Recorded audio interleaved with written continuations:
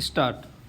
विदेशी मामलों में भारत का रुख हमेशा से संतुलित रहा है, जो रणनीतिक स्वायत्तता, बहुत गठबंधन और राष्ट्रीय हितों को प्राथमिकता देने पर केंद्रित है। भारत शीत युद्ध की गुटनिरपेक्षता से आगे बढ़कर अब अमेरिका, रूस, चीन, यूरोपीय देशों और वैश्विक दक्षिण के साथ अलग अलग मुद्दों पर संतुलन बनाता रहा है, जो उसे किसी एक गुट में बंधे बिना वैश्विक मंच पर मजबूत और स्वतंत्र पक्ष बनाता है। वेनेजुएला पर अमेरिका की कार्रवाई के मुद्दे पर भी भारत ने बातचीत से मसले को सुलझाने और क्षेत्र में शांति एवं स्थिरता कायम रखने पर जोर दिया है। साथ ही तेल समृद्ध वेनेजुएला में तेजी से बदल रही स्थिति पर करीबी नज़र भी रखी जा रही है, ताकि आने वाले समय में राष्ट्रहित की रक्षा के लिए उचित कदम उठाए जा सके। भारत सहित कई देशों ने इस घटनाक्रम पर गहरी चिंता जताई है और वेनेजुएला की संप्रभुता एवं वहाँ के लोगों की सुरक्षा की वकालत की है। इस बीच यह सवाल भी उठ रहा है कि किसी राष्ट्र पर हमला कर वहाँ के प्रमुख और उनकी पत्नी को हिरासत में लेकर देश से बाहर ले जाने की अमेरिका की कार्रवाई क्या अंतर्राष्ट्रीय नियम कानूनों का उल्लंघन नहीं है। पैरा। गौरतलब है कि अमेरिका ने वेनेजुएला के राष्ट्रपति निकोलस मादुरो पर मादक पदार्थों की तस्करी में शामिल होने का लगातार आरोप लगाते हुए शुक्रवार देर रात राजधानी काराकस पर हमला कर दिया था। इस दौरान मादुरो और उनकी पत्नी को हिरासत में लेकर न्यूयॉर्क ले जाया गया। अमेरिका के राष्ट्रपति डोनाल्ड ट्रंप का कहना है कि मादुरो के खिलाफ न्यूयॉर्क में मुकदमा चलाया जाएगा। यह कोई पहली बार नहीं है कि अमेरिका ने किसी देश में सत्ता परिवर्तन का प्रयास किया है। वर्ष 1965 में अमेरिका ने डोमिनिकन गणराज्य में बड़ी संख्या में अपने सैनिक भेजे, ताकि 1963 में तख्तापलट के तहत हटाए गए पूर्व राष्ट्रपति जुआन बोस की वापसी को रोका जा सके। वर्ष 1989 में अमेरिकी सैनिकों ने पनामा पर धावा बोला, जिसका मकसद तत्कालीन जनरल मैनुअल नोरिएगा को हटाना था, जिन पर मादुरो की तरह ही मादक पदार्थों की तस्करी के आरोप थे।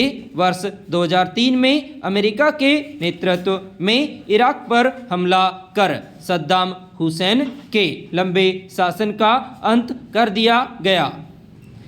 इसी तरह वर्ष 2004 में हैती के तत्कालीन राष्ट्रपति को सत्ता से हटाकर अफ्रीका भेज दिया गया। पैरा।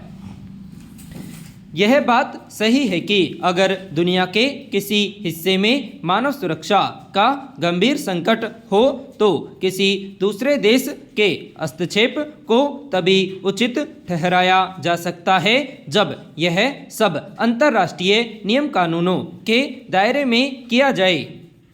शीत युद्ध के दौरान अमेरिकी हस्तक्षेप की अक्सर निंदा की जाती थी, लेकिन इससे कभी भी अंतर्राष्ट्रीय व्यवस्था की वैधता को सीधे तौर पर खतरा महसूस नहीं हुआ।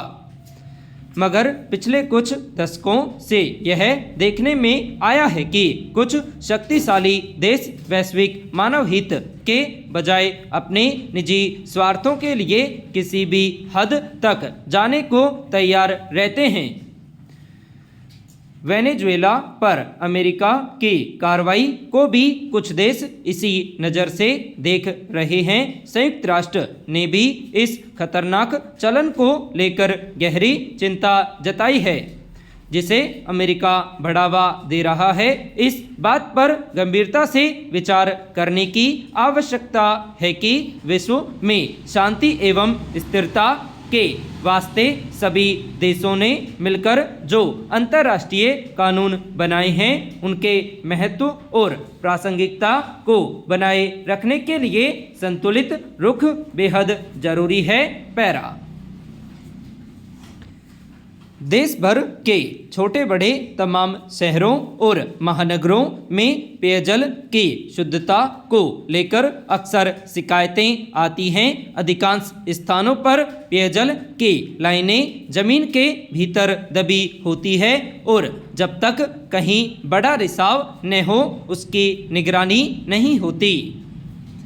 तेजी से बढ़ते शहरीकरण के कारण मकानों और बहुमंजिला इमारतों की सीवर लाइनें भी भूमिगत पाइपों के माध्यम से ही डाली जा रही है।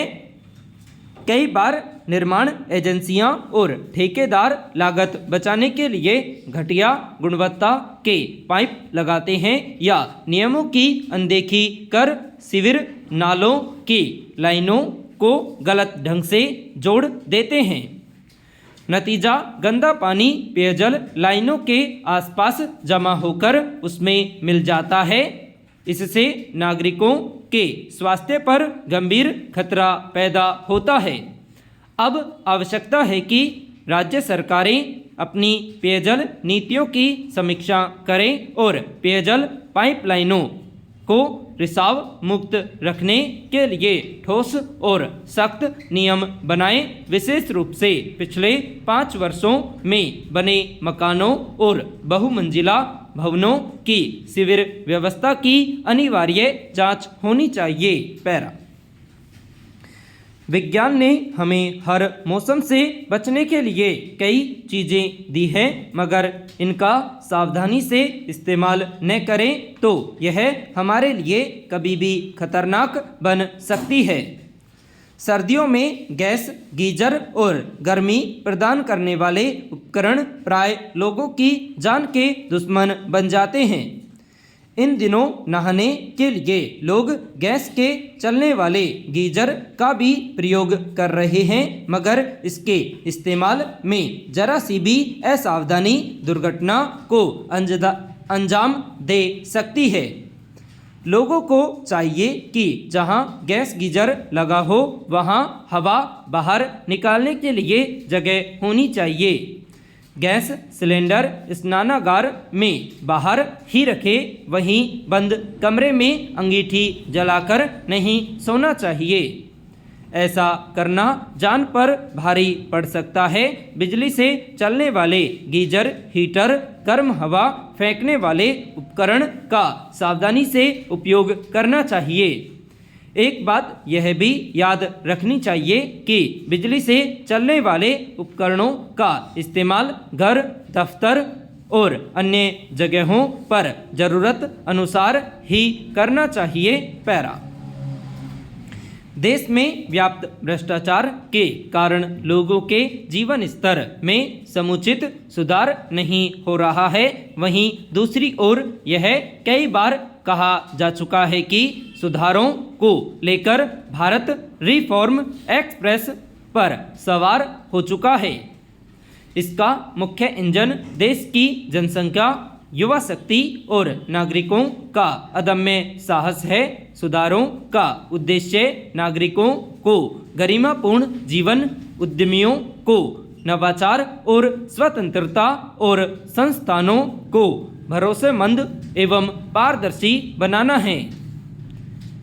बीते साल 2025 के सुधार न केवल उनके व्यापक दायरे में महत्वपूर्ण हैं, बल्कि नवाचार और सहयोग पर जोर है।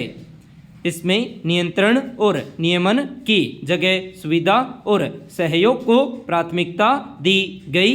इन सुधारों का उद्देश्य समृद्ध, आत्मनिर्भर और विकसित भारत का निर्माण करना है। कई क्षेत्रों में किए जाने वाले सुधारों को प्रभावी बनाने के लिए नौकरशाही में प्रत्येक स्तर पर सुधार किया जाना चाहिए। पैरा संपूर्ण विराम।